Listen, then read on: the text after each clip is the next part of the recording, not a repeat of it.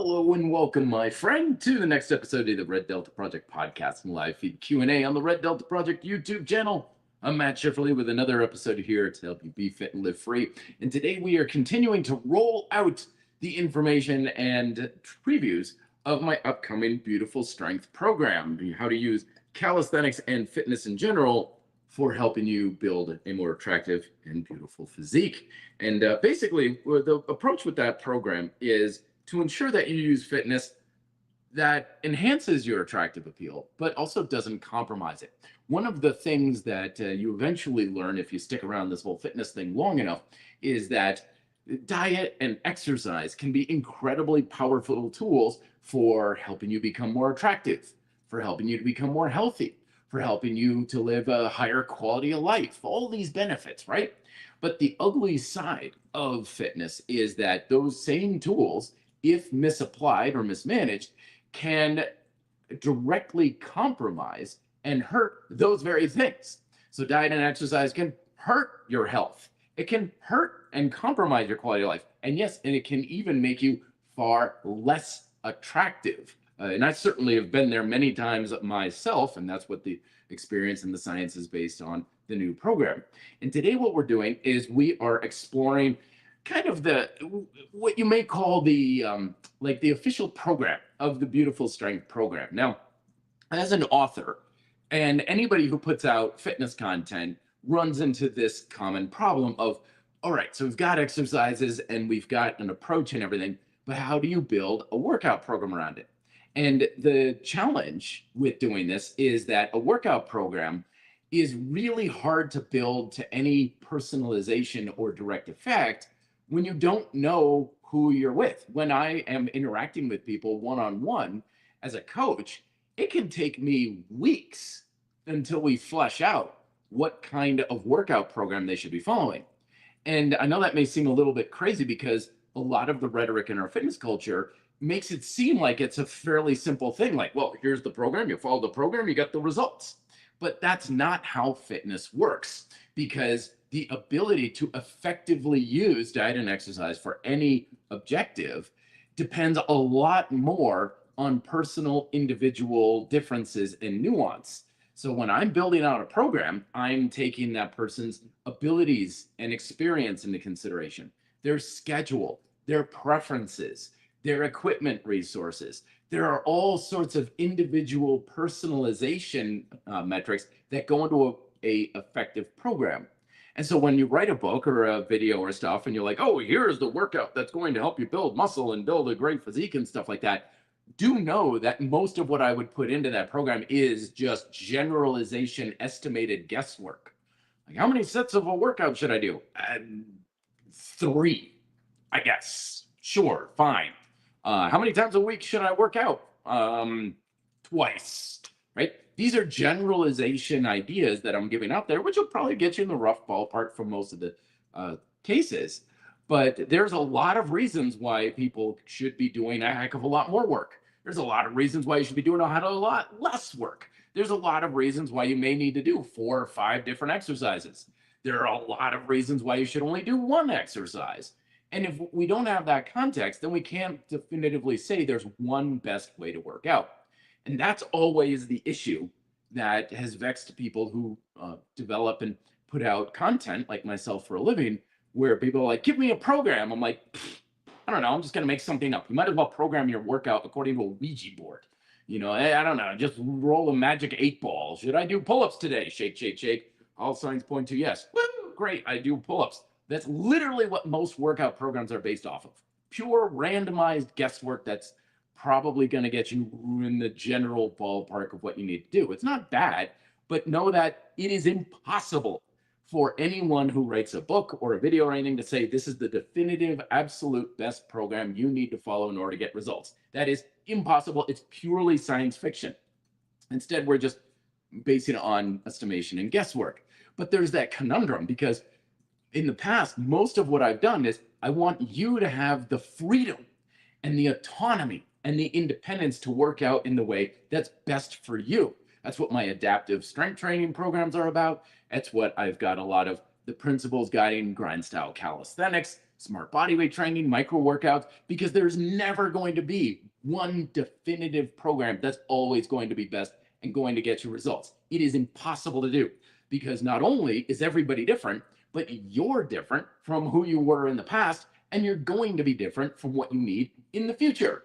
So even if you somehow magically did a random guesswork and found a program online and we're like, oh, this is the greatest program ever, it's amazing, it does everything I want, it's great, I'm getting great results, it won't stay that way. Sooner or later, there's going to be some misalignment if with your ability, with your resources, with your preferences, with your goals. There's something about that program that's going to actually be bad for you, and you should be making changes to it. But if you're dogmatic and you're like, no, the research clearly says, or this expert told me that this is the best program, now you're following things under dogmatic rule, and you don't have independence and freedom to do things as you should do it. You're doing it as according to what someone else thinks you should do it.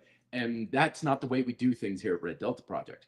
Okay, long story short, that's why I don't do these things. However, I also know that I'm doing you a bit of a disservice with that because people like being told exactly what to do.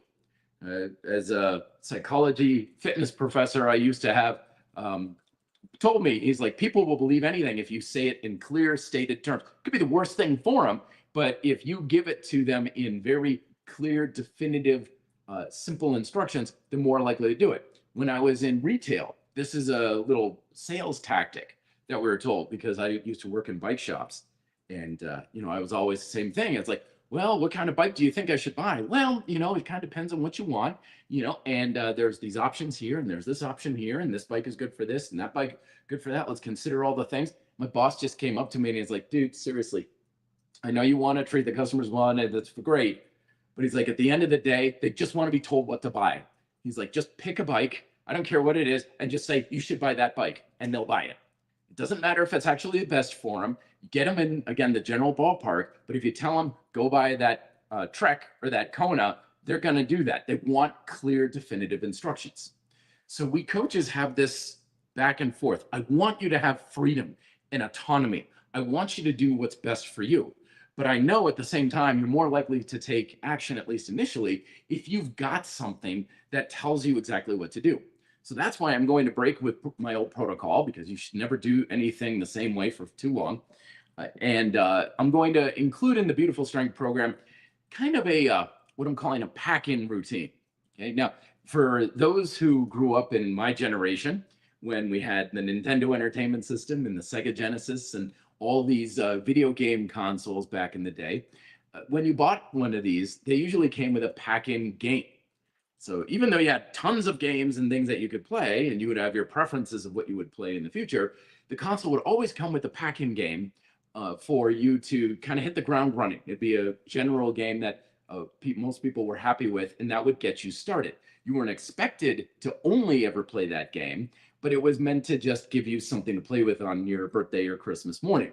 And so that's what I'm going to do in the Beautiful Strength program, is it's going to have a pack-in program that still has flexibility and adaptation so you can make it yours, but it's going to give you some structure. Now, in no way, shape, or form is this the definitive best way to build beautiful strength and a aesthetic physique. You could do exactly the complete opposite and still probably get best results if it's what you truly need. This is, as I like to say, it's not a program, it's a template. It's a general framework that you can then use to your advantage. And that's what we're going to be talking about today. And also answering your questions as always. Let's jump right to it. Adam Mundoff saying, thoughts on active versus passive flexibility. Much more a fan of active flexibility because it improves tension control. In my experience, it's much better for resilience so that you are able to give your joints some cushion and support. But basically, my whole thing with exercise in general is that exercise works because of tension.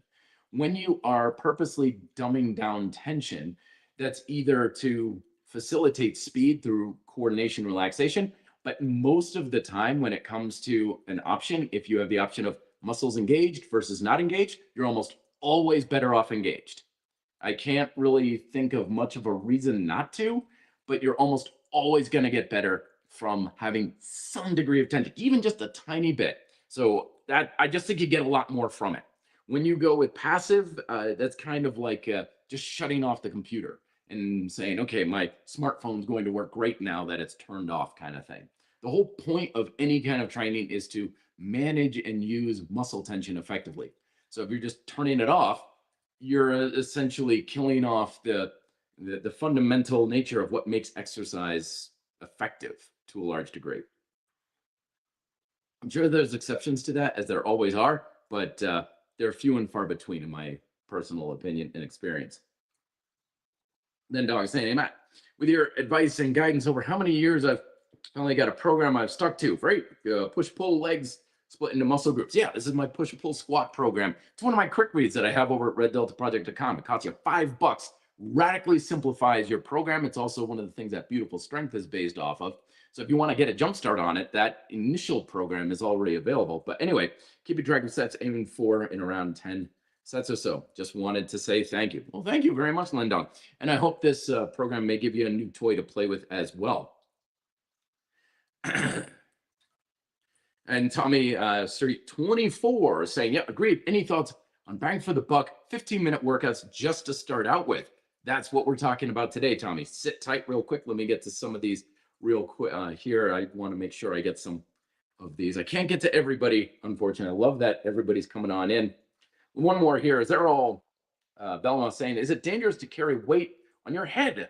Like those women in some countries who carry baskets or buckets on their head. Not if you have proper alignment, of course. Remember, the human body can withstand an insane amount of force upon it. Your spine, your bones, your muscles, your joints, you are built to be resilient, and you can carry a lot of weight. You can withstand a lot of force and stress. But at the same time, the human body is incredibly fragile, and it can be broken very easy. And we martial artists understand this very well. You get good alignment and good technique, you can put your hand through concrete. I've done it many times. But at the same time, my instructor would always get me in like a wrist lock or something like that. And he would go to the class, he'd say, look, I can hurt him with just my pinky. And he'd just be like, tap, and he'd push his pinky against a pressure point or tweak my wrist. And I'd be like, oh God, I'm tapping out and everything like that. He's like, see, this is the power of alignment. This is why I mention it a lot with isometric training and shift work and tension control that we employ in grind style calisthenics. Is when you have good alignment, you can handle a lot of force and stress. When you have poor alignment, you're very easy to break. And that's why so much of the warm-up techniques and the implements that we use promote alignment, because not only does that go a long way at helping you get much better results, much safer and much more comfortable and satisfying workouts, but it also makes you more resilient. You can do things like carry 500 pounds on your head, and people are like, how is that even possible? It's like good alignment and, of course, conditioning and practice. And moving on. All right, so let's jump right into this. So the program that we're going to be including in the Beautiful Strength program is, I'm still playing around with the name, and it's basically what I call a two-set strategy. I made a video on this earlier, you may have come across it. It's a very simple program, very adaptable, but it gives you some structured framework for building both strength and muscle, which is implemented in Beautiful Strength. And here's how it works. Basically, you come into the gym and you've got your exercises, or a couple of exercises you're going to do. And in the Beautiful Strength program, as I talked about earlier, we've got 4 basic rings of exercise. The core 3 techniques are dips, pull-ups, and lunges. Okay, those are the biggest, strongest push-pull squat exercises that probably are the best bang for your buck when it comes to developing strength in your physique. So, my friend, you were asking about best bang for the buck in 15 minutes. Circuit up a dip, pull-up, and lunge variation workout. Go through it in 15 minutes. You're done. Okay. The second ring is auxiliary push-pull squat exercises. We have single arm rows, pike style push-ups, and jump squats, or jumping. And because it's more about building beautiful strength, it's more about what's in the mirror. It's also about how you move. Third ring is your support chains, flexion, extension, and lateral chain exercises. For this in particular, we have things like leg raises or stretch outs. We have hip bridges, and we have lateral chain or side plank training we're going to be implementing as well. And then the fourth ring is your supplemental, just single joint stuff. bicep curls, chest flies, rear flies, hamstring curls, sissy squats, things like that, that just kind of help you target in one area. So the two-set strategy works like this. Very simple and basic. You have your basic warm-up, which will be still along grind style calisthenics, a little tension control, a little shift work, something quick and easy, just get you going.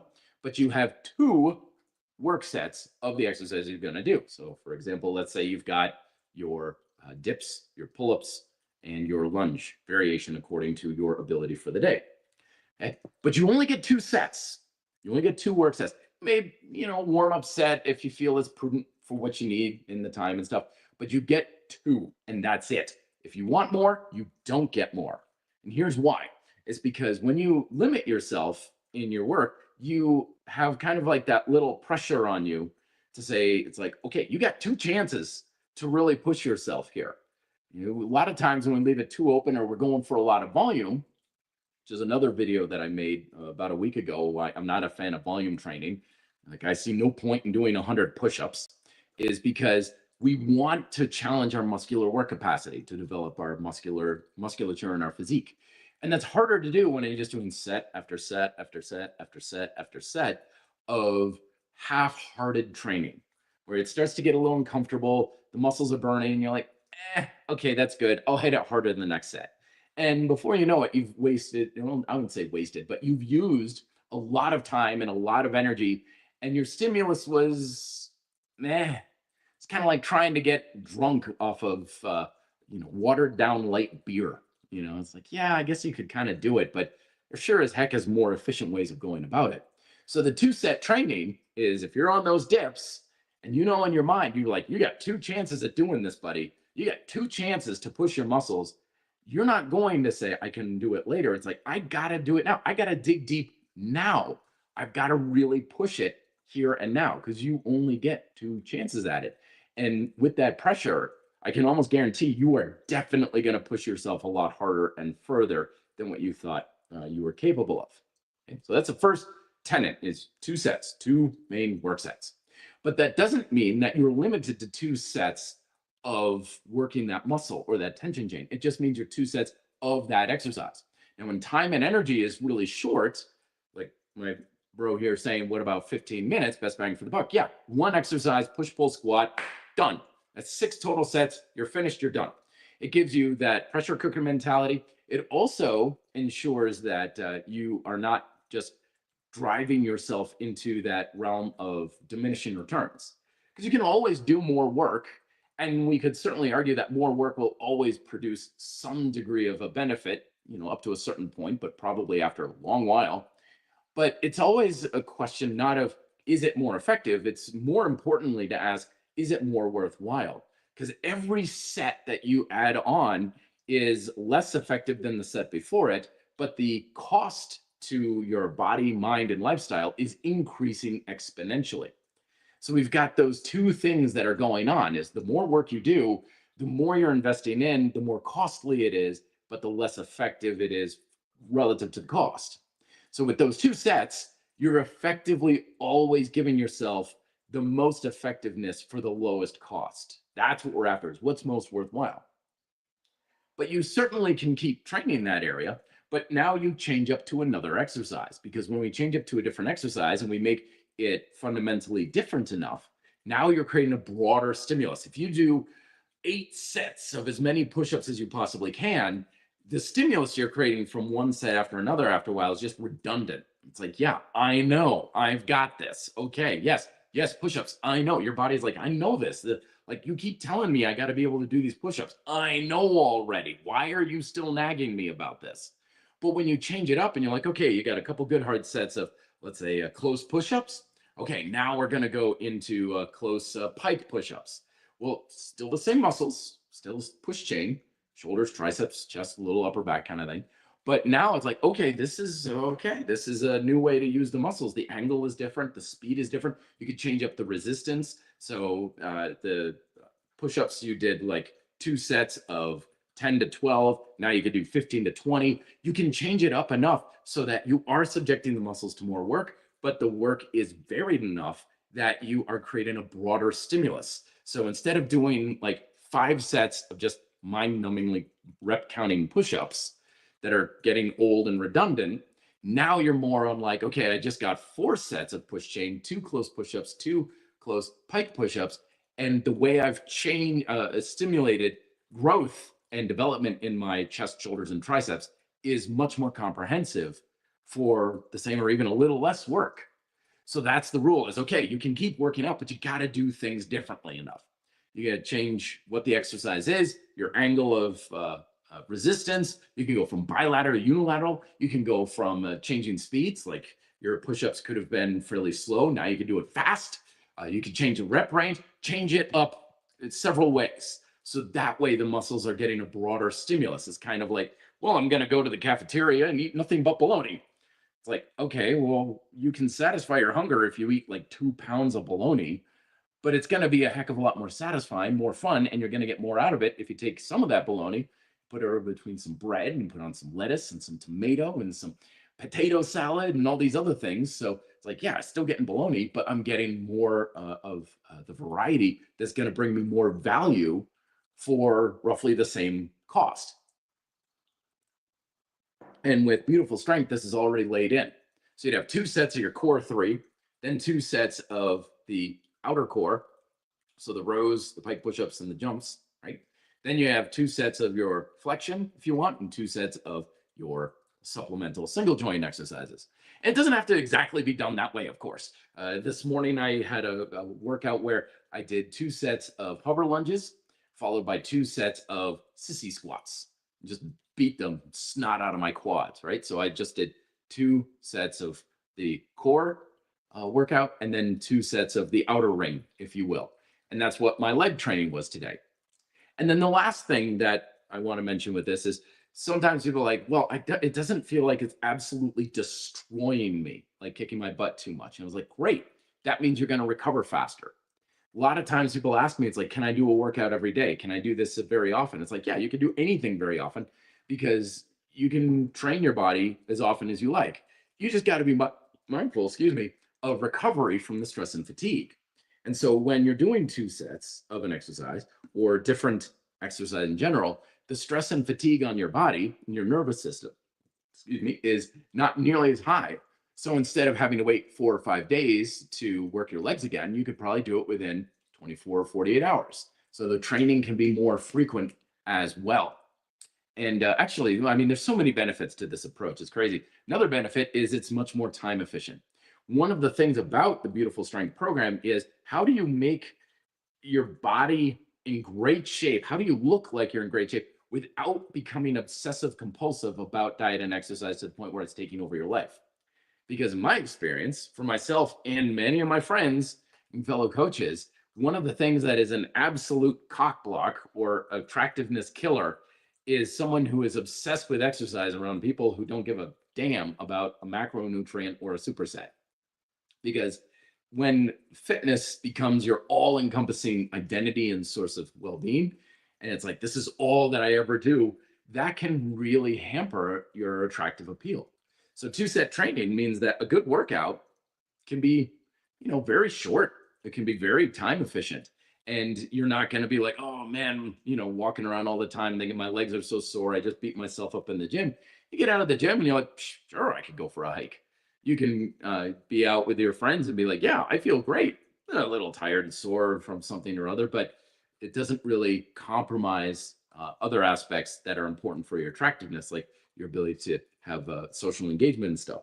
So there's a lot of benefits to 2-set training. Again, is it the be all end all? Absolutely not. Can you use Beautiful Strength training with completely different programming? For sure. And I encourage you to do so if you feel it's right for you.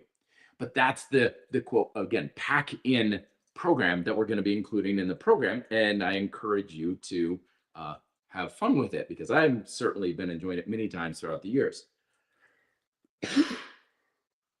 Excuse me, folks. Let's get to some questions. Jordan Decker coming. Matt, sometimes I get headaches in the back left of my head when strength training. Doesn't seem to be any rhyme or reason to it. Any advice on what to watch for to find the cause? Record yourself on video, my friend, for your basic exercise. Just get out your smartphone, have someone pointing at you. I bet you anything you're doing something with your neck or your head or maybe not even your neck, but your shoulder. I would look at elevated shoulder, scapular things, protracted shoulder, even a few degrees can make a very big difference. Record yourself doing your basic exercises and just look for those asymmetrical or yeah, asymmetrical differences between your right and left side. Whatever you find will probably be a step in the right direction. And Joseph Swan saying, I saw your video on doing 2 sets. Recently went back to 2 sets and all exercise. And then I do isometric for 20 seconds on overhead presses, 30-second push-ups, 1 minute on my legs. So yeah, this is exactly what I'm talking about, folks, is my man Joseph over here. He's using the 2-set approach, but he's modifying it to what he wants to do, to what he wants to finish off with. So he's like, yeah, 2 sets, great. But I'm also going to do this 30-second thing on the isometrics and stuff. Wonderful. Working out is a playground. It's like you should be like a kid in the sandbox. You wouldn't take a 5-year-old in the sandbox and be like, you're building that sandcastle wrong. You know, no, that's not how you do that sort of. It's like, what? No, he's just playing in the sandbox. It's a beautiful thing about working out, especially for general goals and aspirations like building up your physique. There's so many ways you can do this. There is no one correct, perfect, best, or right way to do it, as long as you're getting that general objective met, which in this case is challenging your muscular work capacity. You could do that so many different ways. So you could basically program a lot of things based off of preference, ability, and your resources that you have, like time, energy. Joseph here likes his isometrics. Great. Throw it in. You know, it's good for you. If you're like, I don't want to do isometrics. Well, don't do it and stuff. We don't give nearly enough influential weight and importance to personal preference when it comes to fitness. If anything, we're often taught that you need to fight your preference. You know, it's like, I don't want to do that exercise. Tough maggot. You know, you're here to work hard, smack, you know, do as you're told kind of thing. Well, I don't want to eat that kind of food. Smack, shut up. You're supposed to do what you're told. You're not in charge. The diet's in charge and stuff. That's not how to be fit and live free, my friends. You have lots of freedom of choice. You have a ton of ability to make changes as you see fit.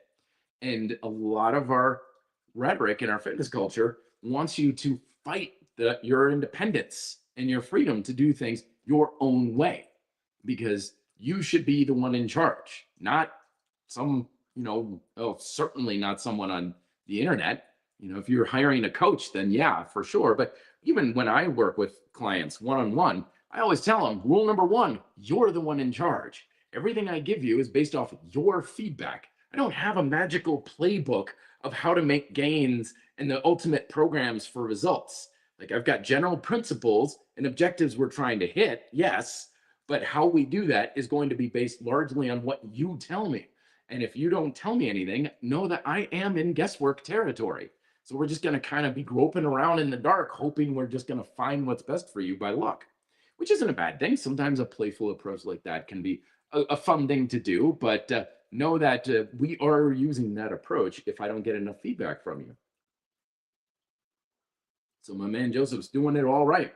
Ava, it's so good to see you. Hey, Matt, how do you overcome the negative mindset of always pushing for progression all the time rather than accepting that plateaus and regressions are a normal part of life and fitness? Damn, that's a good question. Ava, you're awesome. You're beautiful. So here's the reality, folks. And this is not something that people want to admit to when it comes to long scale and long-term realities of fitness. Because a lot of the messages in our fitness culture of this is how much weight you should be adding to the bar each week, this is the amount of weight you should be losing, this is how much progress you should be making per amount of time, yada, yada, yada. Okay, those are for people in the beginning stages of their training and their fitness career. The real reality is you're going to spend most of your fitness career not making hardly any progress whatsoever.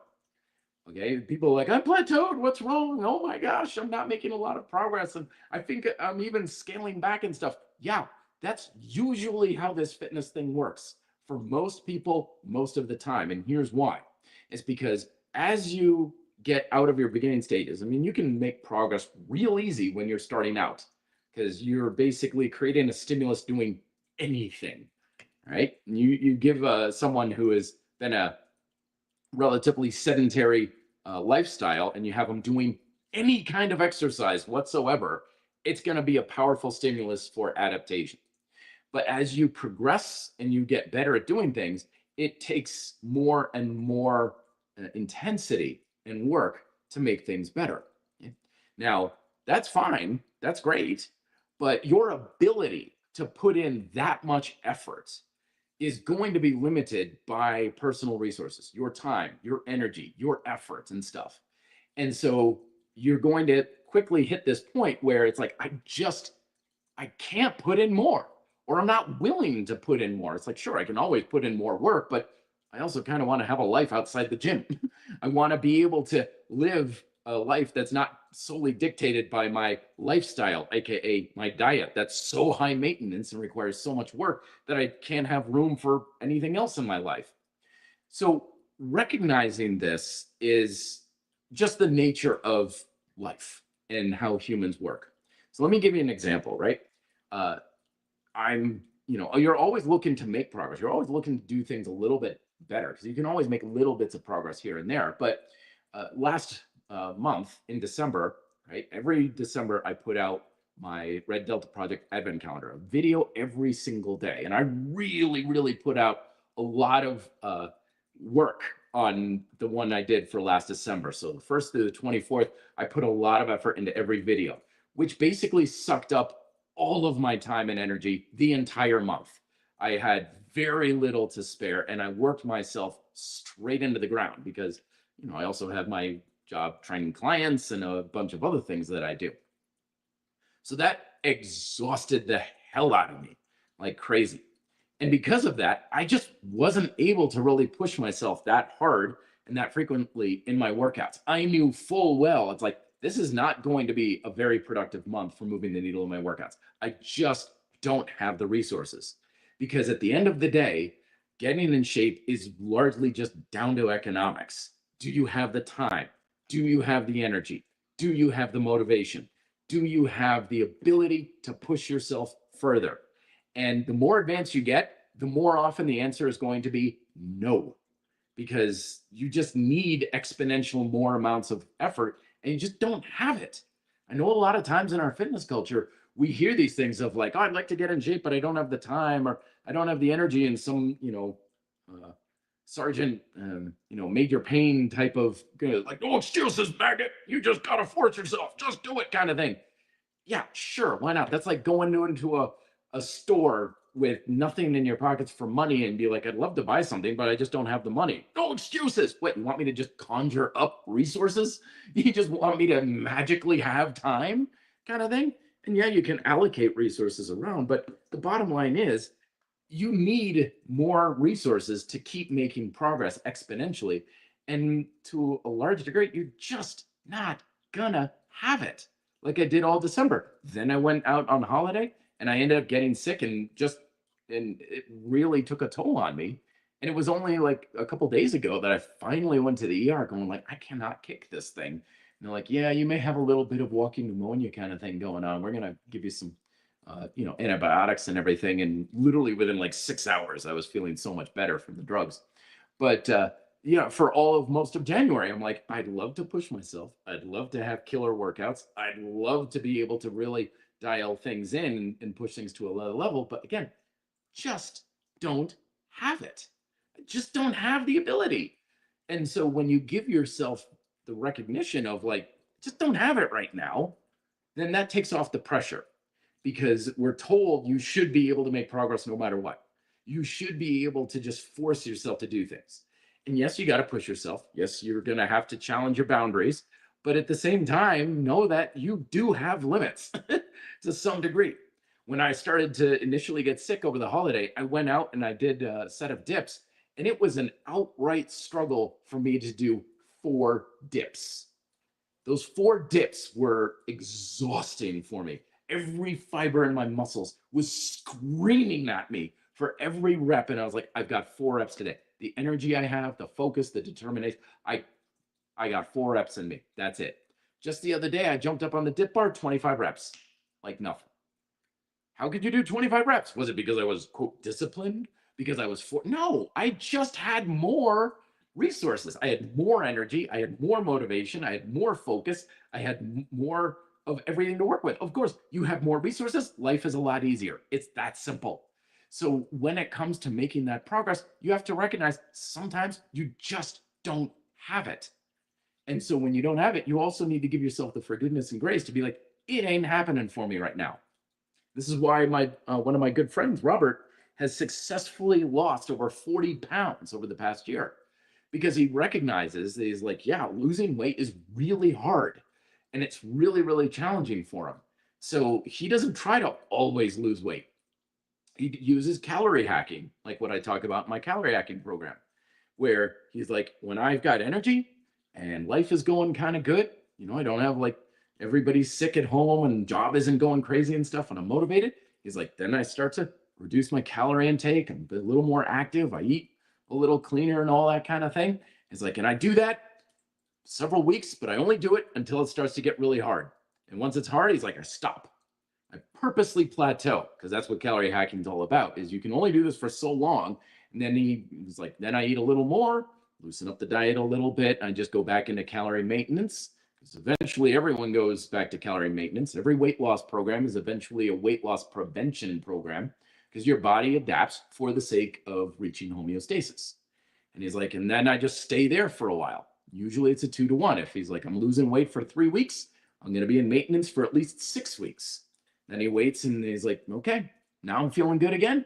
Bang, and he's back on it. He's successfully lost and kept off over 40 pounds, and he's still losing weight under that strategy because he recognizes it's like, yeah, you're mostly not going to make progress in fitness. You're going to spend most of the time in a plateau. But when the sun shines and the stars align and you're like, dude, I am ready to crush and I'm feeling great and I'm killing my workouts and I'm going to go, baby, go. You make hay while the sun is shining. But when the storm clouds come in and the winter's here, don't go out and keep trying to plant crops in the middle of an ice field. You recognize it's like, no, now we just hold our ground. We work out to feel good. We improve our technique, or we stay disciplined just for the sake of health and well-being. But it's perfectly fine to be in a plateau. In fact, you're going to spend most of your life there. You're going to spend most of your time not making much notable progress. And I know that sounds frustrating, but that's only frustrating because you think it's supposed to be the other way around. It's not. It can't be. It's impossible to just keep moving that needle over and over and over and over. That's why athletes, when you get to a higher level, you employ peaking. Professional bodybuilders, high-level athletes and stuff, they're like, yeah, I know I can go to a high level, but it takes so much effort and so much work. I know I can't sustain that. So I'm going to only do it for a relatively short period of time. I'm going to peak at the point of the event or the photo shoot or whatever, and then I'm going to scale back and that's when they know full well. It's like, I'm going to lose ground. I'm going to get fatter. I'm going to get weaker. I'm going to lose muscle immediately afterwards to some degree, just a little bit. Because the amount of effort it takes to go to that level is just not sustainable. I always talk about it as a Everest goal. It's like, yeah, we can get to Everest, but we can't stay there. And the more advanced you get, the more that's going to be happening, where that level of progress and improvement and that you're achieving is something you can certainly achieve, but you're not going to be able to stay there or make that kind of progress long term. And the more you make peace with that, the better off you will be. I know I'm rambling on a little bit, but this is something that we need to understand to avoid a lot of the negative mindsets that Ava was talking about that can really compromise our beautiful strength. Because diet and exercise habits can be incredibly powerful at leveling up your quality of life, your health, and your level of attractiveness, as long as it doesn't beat you up. But when you go to bed and you're always anxious and you can't sleep because you're like, oh, I didn't lose 5 pounds this month. Why am I still in this pull-up plateau and stuff? That's not going to do a whole lot for you. But no, that's part of how this whole thing works. It's a natural part of the process. That makes it a lot easier. Mariano, it's good to see you as always, saying, hey, Matt, best benefit for me from overcoming isometrics was stopping to feel which exercise is most effective for me, which traditional exercise I never stopped to find out. Yeah, exactly. Like, do what you would have if you feel it's more in alignment with what your positive feedback is getting around things. So John Smith following up saying, between overcoming isometrics and yielding isometrics, what do you think is better for your joints? Either. I mean, generally, I would actually say overcoming isometrics because it helps with that coveted alignment that I was talking about earlier. That helps you build more resilience through your body as a whole. But remember that joints are a reflection of muscle tension. Our muscles are like the shock absorbers of our body. If we have joint issues somewhere, aside from an actual damage in the joint, like, oh, I got a busted MCL, it's like, well, nothing's going to help you there, and you need surgery. But when it comes to protecting our joints, it's all about strengthening our muscles and improving our muscular alignment, which is why I use like chain training. Some kid for Britain. What do you think of a cool glass of water in the morning? Absolutely. I drink ice water all the time. Hydrate, my friends, especially if you ever come out here to Denver. I mean, we are in a desert. It's so dry out here that our skin, like my hands used to like crack and bleed in the winter. It was so dry. So we go through chapstick and body lotion like you wouldn't believe out here. And usually for me, I will drink about a liter or two of water within the first couple hours of waking up out here. It is dry. It is very dry. Renault M saying, Matt, workouts in the long term seem to be supported by routine, but a short term supported by change and adaptation. So our long term goals may be just approximate pointers. Yeah. Bruce Lee himself said a goal is not something to hit, but a target to aim at. So that's what a goal is all about. It gives you direction. It gives you the structure upon which you make your decisions and have adaptation for. That's what it's for.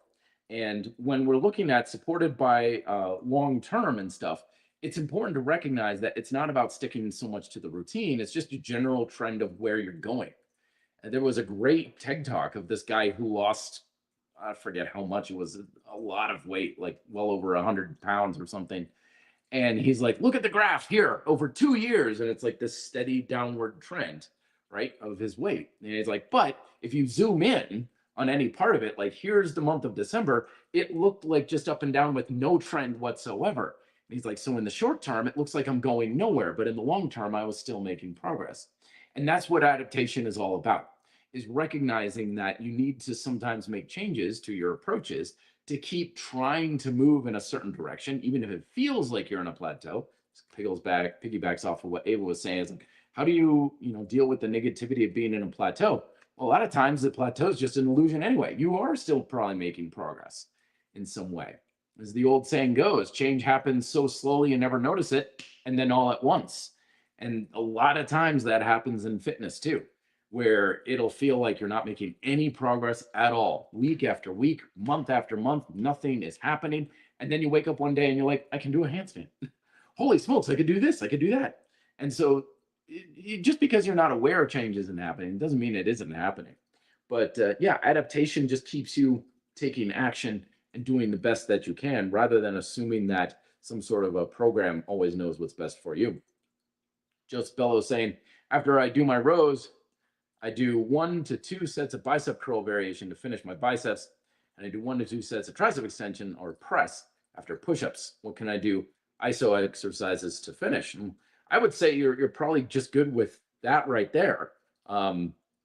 You're already doing a lot of the things with the isometrics, and you want to, finish it off with challenging your capacity.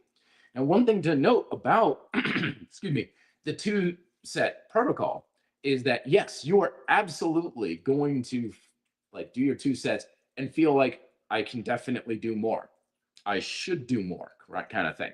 But beware of that mindset, because you can always do more work. And arguably, sure, you can certainly say, I may be able to get a stronger stimulus if I do more work. Absolutely. But we've got to think more long-term here as well. You don't, if you're in a marathon and you're running, at every point in that marathon, if I said, hey, do you think you could run faster right now? The answer will always be yes. It's like, of course, I'm running, like 6 miles an hour right now. I can definitely sprint to that lamppost or whatever. But the question isn't if you can, the question is if you should. Because we can always do more, but if we want our long-term progress to adhere, we need to have that long-term consistent action. And so you can sprint like a mother for the next week or two. You could, hell, maybe even the next 3 months. But if you're going to be at the point where you're like, now I'm going as fast as I possibly can, I don't dare slow down, the end is not far off because you're going to burn out, you're going to crash, and so on. So don't worry if you're like, well, I just left the gym and I feel like I could have done so much more. It's like, yeah, I'm sure you could have. Who cares? If you are able to put in the effort more consistently and feel like you put more into each set on a consistent basis, that's going to have more of a consistent upward trend than, sprint for 2 weeks and then fall back and then sprint and then fall back and do what you can and fall back. Remember, it's not about what's most effective. It's about what's most worthwhile. So if you're thinking, well, if I put in 100% effort, I get 100% results. Yeah. But what if you put in 20% effort and get 80% results? That's the old Pareto principle, right? That's a hell of a lot more worthwhile. And as human beings whose habits are dictated far more on belief and motivation than anything else, the more worthwhile habits are going to be the ones for best long-term success. And the ones that are, quote, most effective are really good for short-term bursts of success. You're getting ready for that peak, if you will. But it's the stuff that's most worthwhile, the biggest bang for the buck, that's probably going to lead to a much more rich and satisfying approach to this whole health and fitness thing.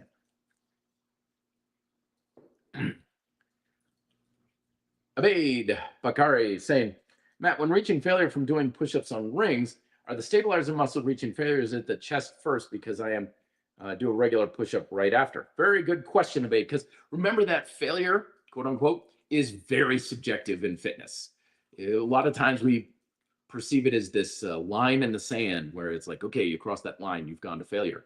But when we do our exercises, there are so many functional variables at play. You've got your mental endurance, you've got your stability, you've got your technical stamina, you've got your muscular stamina and tension control and all these other sorts of things. So when you hit failure, the real question is, well, failure of what? Now, generating a stimulus for hypertrophy, we're trying to reach the failure of the actual muscle tissue itself, the ability to contract the muscle. So this is a very good question because he's asking, what am I hitting failure on? And it kind of depends on what's going on when you hit the failure. But for you, particularly, Abate, what you want to look at is, are you hitting failure because you're losing control of the rings? Or are you hitting failure because you just can't push up anymore?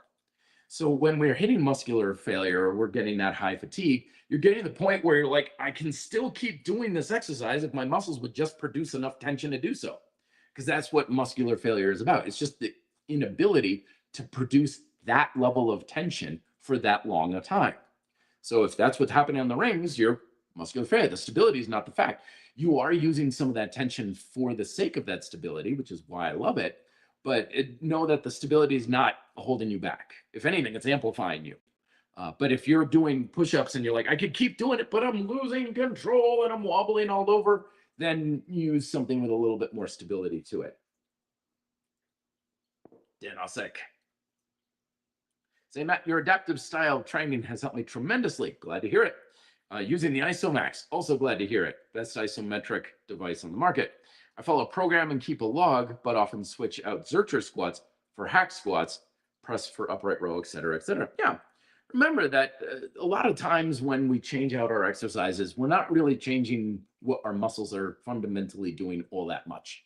You're changing, as I like to say, the flavor of your training, right? Sometimes you walk into the ice cream shop and you're like, I'm tired of chocolate. I'm going to go with chocolate chip mint or something like that.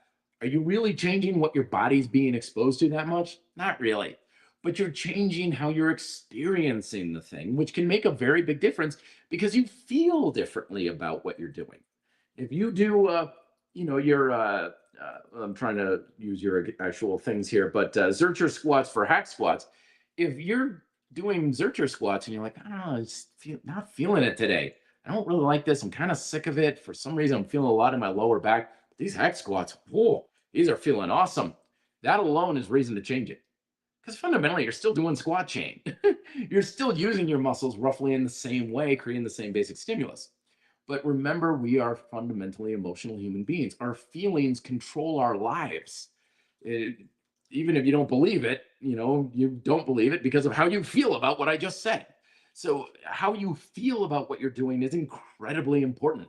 So, if you do something a certain way and you're like, oh, I feel so much better this way than that, I feel like just like it. I don't know. It just feels stable. There's something about it. Great, go for it. And that's a lot of times what adaptive training is about, is making things just feel good and feel better. So fantastic there, Dan. Thank you for sharing your example. Emily, thanks so much for the tip. I do sincerely appreciate it. Asking him, I'm active with calisthenics, boxing, and hockey, but my diet is the issue. I overindulge or restrict, leading to frustration. Yeah, I lost 20 pounds in 2023 on a strict fruit diet, but can't replicate it. Any advice? Yeah, give up the dieting, my friends. That's the biggest mistake that you're making, especially with everything you got going on. You're a boxer, you're calisthenics, hockey. You kidding me? You know how many calories you burn in hockey? Holy crap! I used to know a lot of hockey players. Grew up in Vermont, and hockey and UVM, University of Vermont, is big hockey college hockey. We would have these hockey players over all the time. And man, those guys could eat like nobody's business. And they were just doing hockey. You're hockey and boxing and gallop. Are you kidding me? Remember, a healthy diet does not come from the foods you avoid. Yeah, that's a common trope in our fitness culture of, what's your diet like? Oh, I don't eat this. I don't eat that. I don't eat that. I don't. The worst thing you could do for your diet, for a healthy diet. Yeah, sure. There's, again, personal preferences. I don't want to eat meat because of animal welfare. Okay, fine. I don't want to, I can't eat these foods according to my religious preferences. Okay, fine, whatever. But don't tell me it's about nutrition, because it dead on straight is not. A healthy diet is about how well you satisfy your appetites. And any kind of diet that's based on a restriction level is just going to make it harder to do that. AKA, why in the world are you trying to swim a swimming pool with a cinder block around your waist? You're just making it harder to succeed. And if you want to succeed and do better in life, you got to make it as easy as possible to do so. Diets just don't do that. So give up the diets, give up all the restrictions. Unless you need it or want it, there's no good reason to have restriction of anything. I know there's a lot of fear-mongering BS out there on our fitness culture of stay away from these foods and never eat oatmeal. And have you heard of how seed oil will make you grow a third nipple and all this, kind of stuff? That's hyperbole. I haven't really heard that, but I certainly wouldn't put it past them to say things like that, because they're trying to convince you that you've got to avoid foods in order to be healthy. And that is just flat out wrong. That is straight up not right. It is so incorrect. It's ridiculous. You get a healthy diet by satisfying your appetites. You're eating to satisfy your hunger and your metabolic support. You especially with all that activity. You're satisfying your nutritional requirements, so your nutrient-dense foods, right? You're satisfying your hedonic needs as well. It's like, I love chocolate. Well, then you better be eating chocolate. I don't want to give up coffee. Well, then again, unless there's no good reason you have to give up coffee, and a lot of the rhetoric is that you better be giving this up. No, you don't. Diet and exercise follow the same principles. If it's not desired and it's not required, there's no good reason to do it at all. I don't care about what some study said. I don't care if 1,000 people lost weight in 24 seconds of following some sort of diet.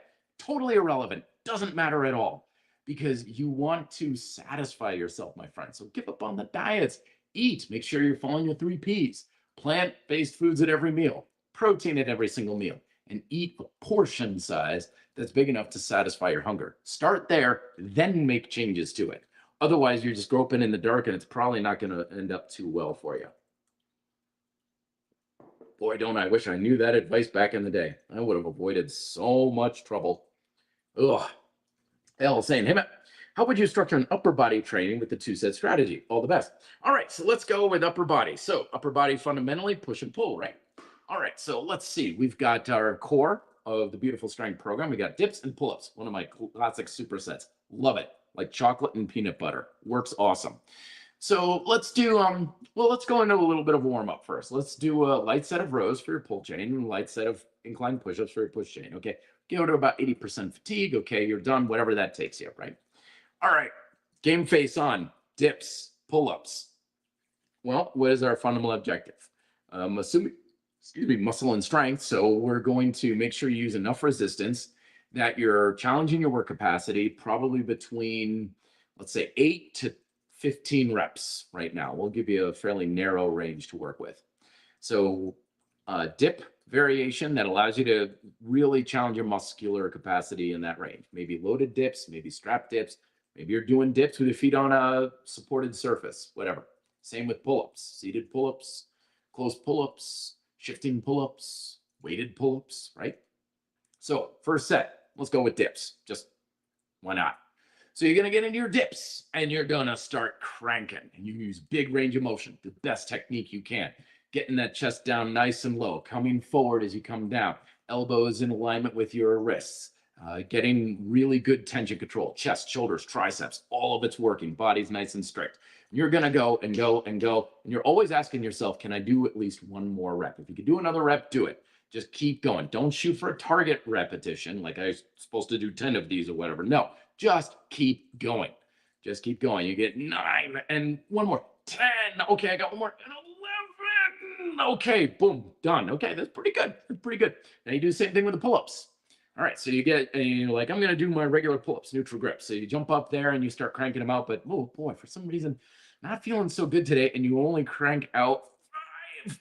Oh, now you half rep on the 6. Okay, all right. Well, you got a little bit of disparity there, so grab some water, shake out a little bit, rest however you need to be able to bring some focus and intensity to the next one. All right, so let's go with dips. Dips were looking pretty good. Let's not change anything. Set number 2, go. And you start cranking them out, cranking them out. Of course, if you brought yourself to a high degree of fatigue in the first set, you're just not going to have as much left over for the second set, as should be the case generally for the 2-set strategy. So you get 7 and then 8. Oh, and you don't quite get 8, but that's cool. All right, good. Dips, done. On to the pull-ups. Now, that pull-up was pretty darn heavy. Were you going after more of strength, or do you want a little bit more volume? I think I want a little more volume. Okay, let's change gears. We're going to bring the straps down a little bit, and we're going to go with a seated pull-up variant here with straight legs. And it's like, okay, great. And you start cranking, lower resistance, good. You're feeling good, getting it in the back, good range of motion, keeping the arms engaged, top to bottom, chest to the hands, very good. And you burn out at around 14 reps. Good, very awesome, mission accomplished. Good. Okay, so there's your 2 sets, dips and pull-ups, done. Even if you're like, okay, I want another shot at the pull-ups. Nope, you are done. All right, so let's go into structured upper body training 2-set strategy. So let's say, well, I got a work meeting coming up in another 15 minutes. Okay, let's keep it real short here. We're going to go with biceps, triceps. Here we go. So you're going to have your rings or a bar or whatever you have. You're going to get some curls, and you're just going to go all out, as many as you can for your bicep curls, and flip it around, tricep extensions. You get 10 to 12 there. Okay, very good. You don't need a whole lot of rest for single joint stuff because it's not really all that taxing on anything but the musculature. You flip right back around, bicep curls again, triceps. Okay, good. Pat yourself on the back. You're done. Leave. So that's an example of how we can do that with a bit of an arm emphasis with your push-pull for your upper body. Hope that gives you a little bit of inspiration. There's this, I've been doing jackknife ring pull-ups and noticed that I'm the weaker part at the bottom part. Yeah, very common. But when I focus on negatives, it seems to improve. So the thing to always remember there is that it's harder to engage a muscle properly in an elongated position. Right. So that's why whenever they're like, make a muscle and they flex the bicep like this. But if you straighten your arm, a lot of people can't even tense their bicep when the arm is straight. It just goes dead limp, like I was saying earlier. No tension, no benefit. So being able to contract a muscle elongated is a skill that is something you should work on. So in your case, what I would say is you're doing jackknife pull-ups. So your handles, your rings, or what bar, or whatever is roughly chest height when you're standing-ish. So flex the muscle, turn the muscle on, all the muscles in your back, biceps, shoulders, grip, very good. Set the tension first, my friend. Then you go down, maintain the tension in those muscles. It's going to be hard. It may not even be possible towards the bottom. You may just release it. That's okay. You're just trying to keep the tension in the muscle. That's all that's necessary. After all, training is nothing more than trying to do something, and your body adapts to accommodate what you're trying to do.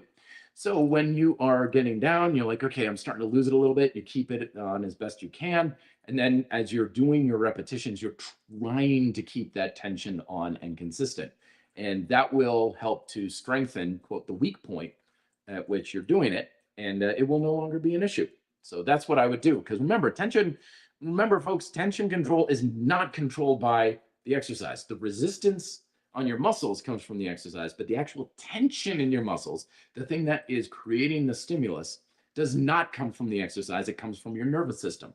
And tension control is just getting better at generating that tension throughout particularly the range of motion in the muscles. That's why we set the tension first, and you try to maintain some degree of tension throughout the range of motion, and that will definitely make you stronger. Also help with the previous comment we were talking about with the joints and being able to maintain integrity in the joints.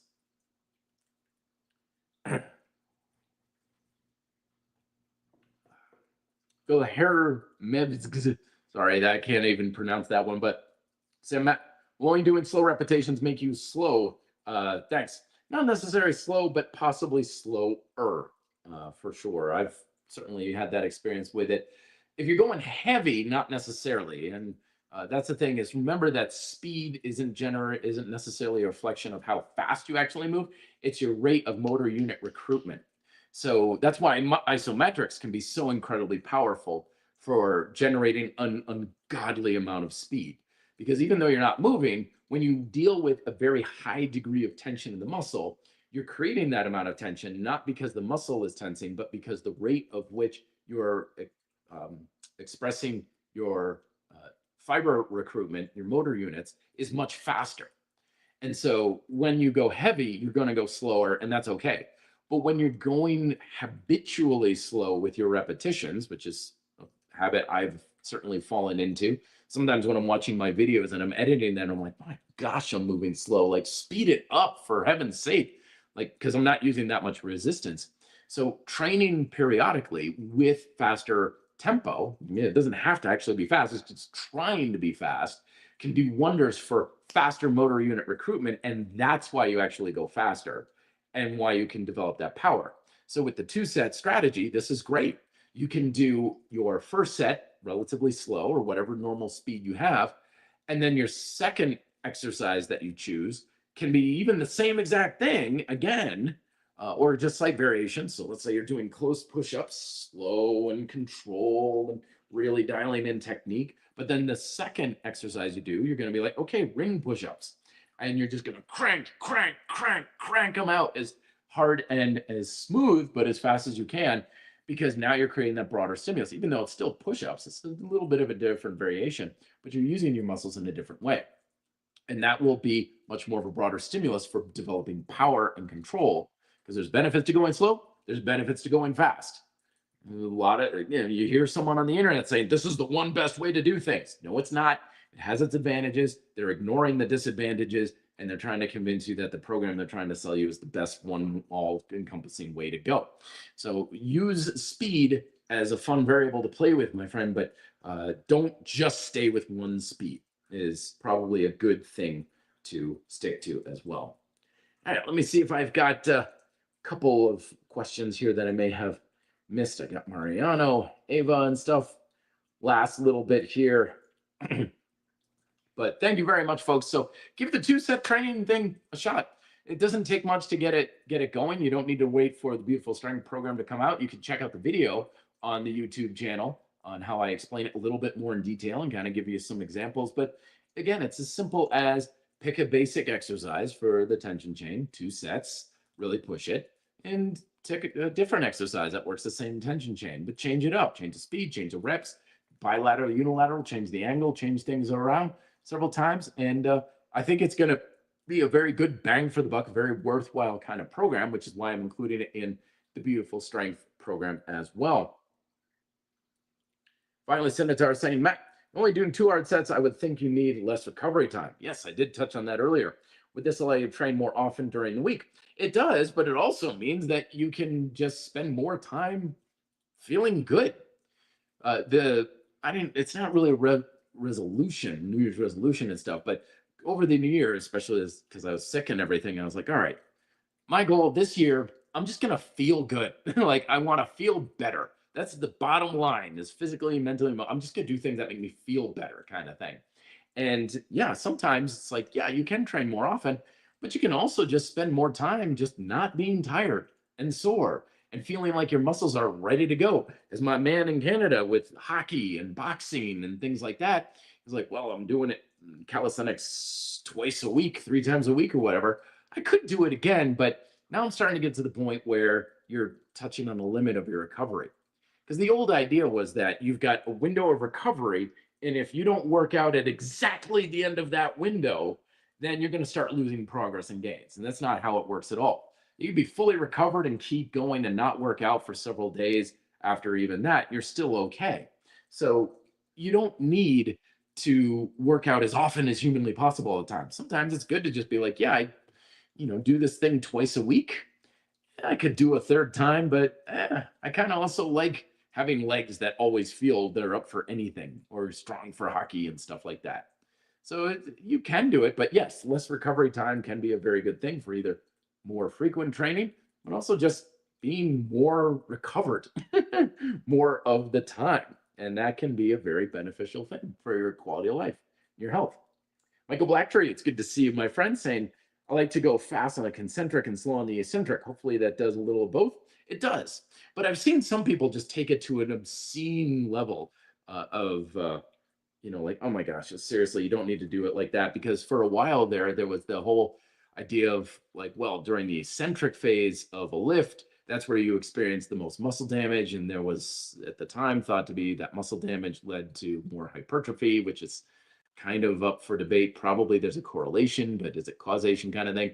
So I used to know coaches who didn't matter who you were or what your program was, you would like explosively pull down the weight or pull up the weight and then lower it and lower it and lower it and lower it and lower it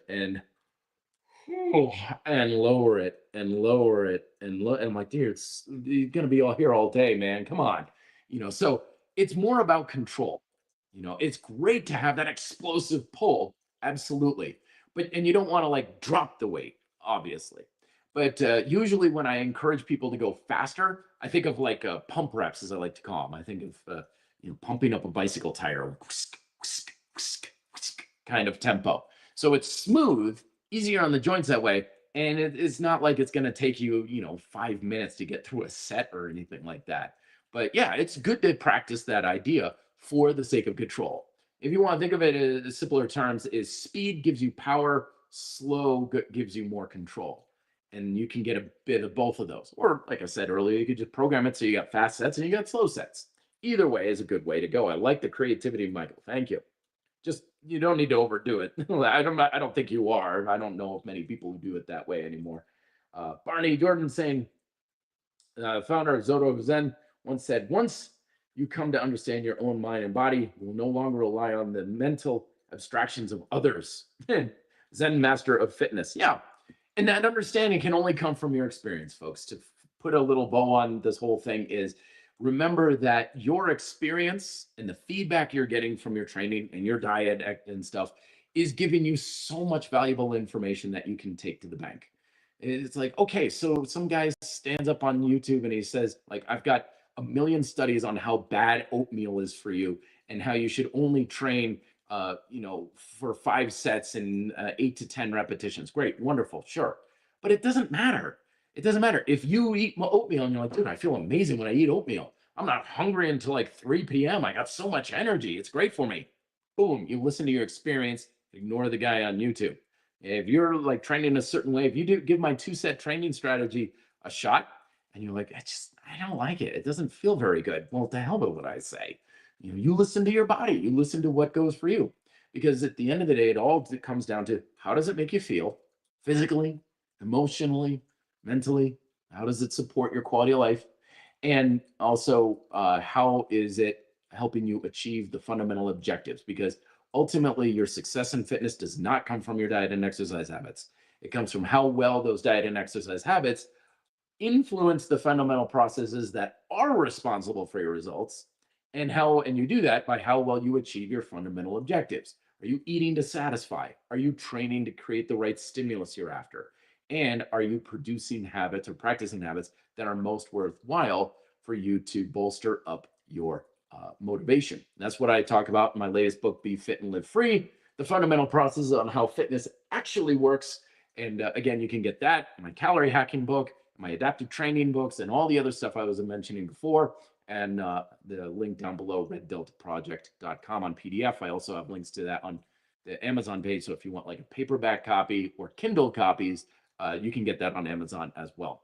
So thank you very much, my friends. It has been a pleasure as always. I'm going to go out and shovel snow because we've been getting snow here in Denver. But I will talk to you hopefully, maybe possibly next week. I don't know. Next week's a little bit up in the air. But thank you very much for your questions and your support. It is truly an honor to be able to do this for you every week. And if you're listening to it, don't forget, it's the likes, the subscribes, the shares, all that sort of thing goes a long way in helping to support me moving forward. It really does mean a heck of a lot. So I will keep you updated on the Beautiful Strength program as it continues to come out. And thank you very much, as always. Be fit, live free.